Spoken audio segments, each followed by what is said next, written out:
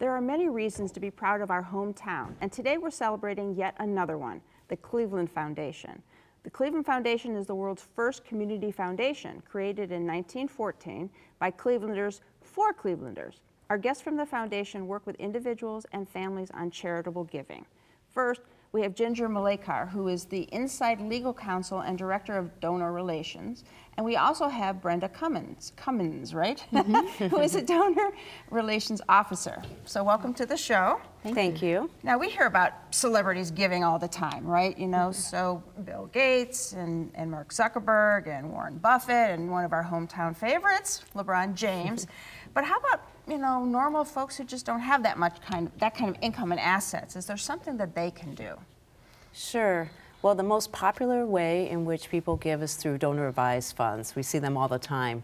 They're very easy to establish and very flexible.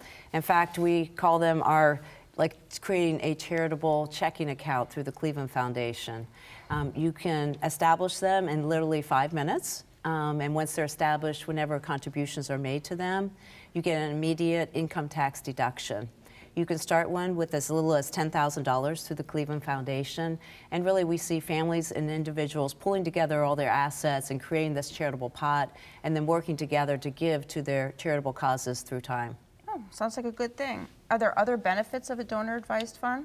Well, I think setting up a donor-advised fund kind of makes charity a focus in your life. So when you know you have that charitable checking account, you start to think about ways that you can give back. A lot of our donors will name the fund after their family name, and it kind of establishes a family legacy for them and their children. Giving is a lot of fun, and so it's really kind of fun to work with the families and to sort of set up a mission. The grandparents and parents might talk to the kids and grandkids about what's important to them, and then the kids can weigh in on what is important to them as well. And then we like to then give them information on organizations and charities that might meet that mission. We work with a lot of families, and we have a lot of fun getting them involved in the giving. It's a kind of like training the next generation of philanthropists when you include the children. So a lot of these conversations between the parents and grandparents can occur right at the dinner table, right at a holiday gathering. It's a great way to kind of share history and kind of look to the future. So can you give us an example of a family who's done something like that? Yeah, sure. Do you want me to start? Yeah, go ahead. I do work with a donor, and she really wanted to get her kids and grandkids involved in charitable giving. She started with her kids first and gave each of them $1,000 for grant recommendations, and then moved up from there. And the exciting part was then she decided to get the grandkids involved in the process. So when they would come over for the summer vacations at her house, she brought out this little black book and asked them to write down something they'd like to support. And her 8-year-old grandson, as she tells it, wrote down that he wanted to help dogs with hurt legs. And so she went on to talk about the Animal Protective League and other types of organizations with him. And her biggest takeaway that she shared with me is that she really cherished these moments with her kids and grandkids, and felt like this is a way in which her family could be better connected to the community. All right. Another example you have? Yeah, we have a family that had some children that had just turned into their teenage years. They were just turning 13. And they decided to open up a donor-advised fund with the kids involved, and the kids decided that they would ask their family and friends, instead of birthday gifts, to donate to their donor-advised fund.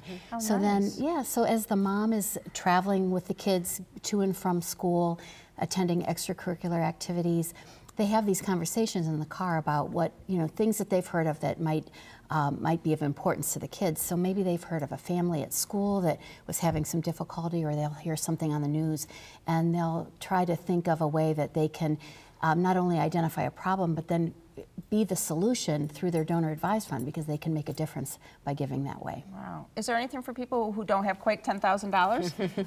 Oh yes, there are other ways to give.